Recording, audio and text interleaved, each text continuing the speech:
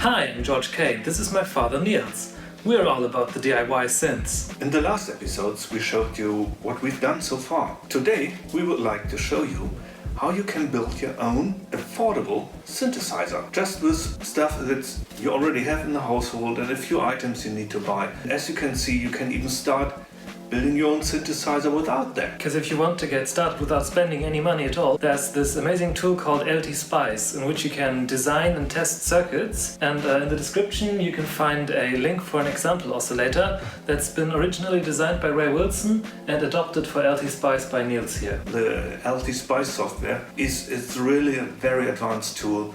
There you can test your ideas in Lt.Spice, simulate the whole thing, and Lt.Spice even has the possibility to output the sounds you create in the circuits into a WAV file. So you can listen to the circuit without ever having the need to build it. But if you want to go into the real world, not virtual, you need some tools.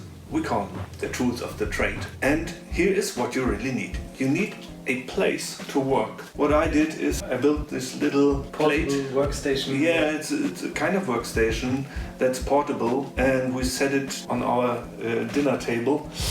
Not recommended actually, but that's the way it is for the moment. There's basically two ways to get started: breadboard or PCB. A breadboard allows you to start building right away once you have all the parts, but soon a breadboard gets pretty crowded, and as you can see on this example here, the Arduino breadboard, you can lose the overview quite easily and it's very difficult to debug. You can get lost in there quite quickly, and if there's a faulty wire in there, you might as well just give up. A breadboard is nice to test small things like a small circuit, an amplifier stage, or an op-amp. Anything bigger is possible, but a real nightmare. Just a few months ago we built the original Turing machine completely on breadboard. Because I couldn't get my PCB to work. So I built it on a breadboard to see if the schematics are worth anything. It really occupied two of those breadboards, and there were a forest of wires. I finally got it to work, but to really debug something in there, it was a nightmare. If you have a faulty wire, a part is not sticking in the breadboard correctly, those are all sources for errors. Finally I got it to work, but what now? This is nothing I would put into a Eurorack to behave like a synthesizer module. Because it's very fragile, these breadboards. Absolutely fragile, yeah? You just look at it and it falls apart. At least that's how you feel. And there was no way to reproduce that and put it into a rack. What you need for that is a PCB. But as a proof of concept, to test small schematics, to test your own ideas, that's very good. A breadboard has its advantages. In a later video we are going to show you how to design and make your own PCBs in your kitchen at home with some basic chemical supplies and a laser printer. What you will also need is a multimeter. They can be had for around $20 on your favorite online shop of choice, and they show you what current is where. Yeah, you can measure your resistors. If you're not familiar with the color coding of the resistors, you just measure it with your multimeter. You can check if there's a connection where there should be a connection, or if there's some shorting inside the circuit. So you can also see if one of your wires is faulty with that. So it's an essential tool for everyone who wants to do anything with electronics, not just synthesizers. And if you start to debug your board, you can measure the voltages at certain points, and if you're lucky, the schematic already contains voltages you'd expect to see if everything's okay. And then you can easily check with your meter if your board is doing the correct thing. Now, if you want to build a module, of course you need the electronical parts like resistors, capacitors, integrated circuits. And a good source for that is actually eBay, Banggood, AliExpress, you name it.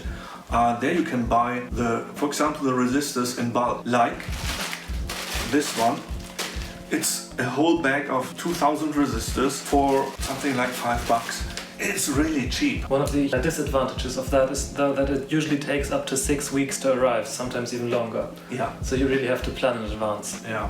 For example, you can buy the integrated circuits for op amps, like 100 pieces for also less than $10. The disadvantage is you will not find everything on eBay or Banggood or AliExpress or whatever. So there are electronic stores where you can order through the internet, like Mauser, or here in Germany it's Reichelt. They're a little bit more expensive sometimes, but they deliver quite quickly, within less than a week, and they have a huge variety of components. You will find almost everything there. For the breadboard, when you're building a circuit on a breadboard, you will also need cables to connect everything. These are called connector cables, and you can also find them on eBay.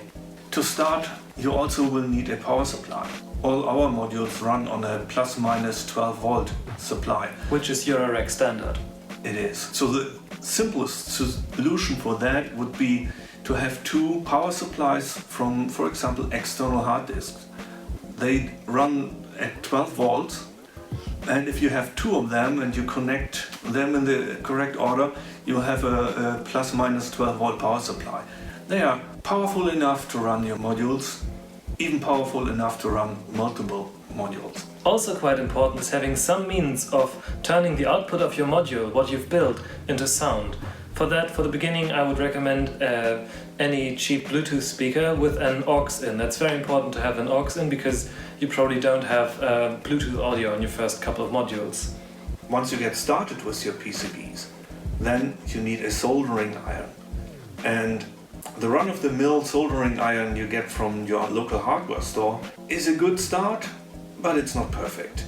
We recommend a professional temperature-regulated soldering station. And as it happens to be, we are building just such a project right now. Professional stations, what I just described, run like for about $400, $500, $600. What we will suggest is a soldering station you can do yourself for less than, let's say, $70. Yeah, because the soldering station you see here on a workbench and that one's predecessor are also DIY. Now that we've been talking about Breadboard for quite a while, we'd like to show you something that we've done over the past week with Breadboard. That's this, and you can see there's a lot of wires on this, and it is even a very small project. What we are trying to build here is a wavetable synthesizer. For the generative rack that we've been talking about for the past couple of videos. And this one runs with an STM32. You will find it if you Google it under the name Blue Pill. They come for about $2 a piece. And then we have a TTL adapter to plug into your computer so you can program the chip. We have a little display here, we have a button, and we have a potentiometer where you can adjust the frequency of the module. How far are we with this? It can actually play two voices at the same time, nothing more yet. Yeah, and we can't control the pitch of the voices yet because it's not MIDI compatible yet. But we are working on that. It will be by the time this video goes out. And if you want to read more about this topic, we highly recommend the late Ray Wilson's website musicfromouterspace.com, also linked in the description. He is the god of DIY synthesizers. You can find instructions, schematics, builds, all of that on his website. And Ray really took the effort and described test points, waveforms you can measure there, or with your multimeter measure the voltages you expect at various test points. And thank you very much for watching. We'd like to see you again next week, and remember, stay curious.